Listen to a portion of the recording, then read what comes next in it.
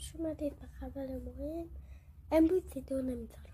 تو الان با گفتن این یه ویدیو ریکورد کردی، یعنی تو امروز ویدیو ریکورد کردی، یعنی این حرف دروغ بوده، یعنی تو یک دروغوی کسی ویدیو نمیذارم.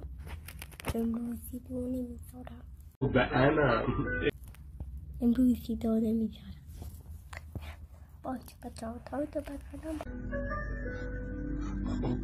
خب به آنباکسینگ تو اصلا معنی کلمه آنباکسینگ رو عوض کردی تو این ویدیوت. تو دیگه کی هستی؟ اسلحه و دلرم. هر کی اعصاب منو خورد کنه میزنمش. داداش من هم سن تو بودم، اگه که اصلا خورد میکردم میرفتم اتاق میزدم، گریه میکردم. تو میزنی اون یار رو،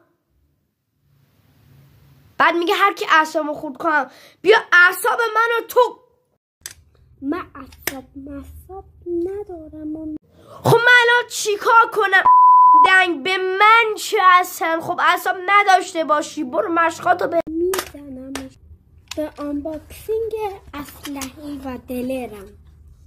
هر کی اعصاب منو خورد کنه میزنمش.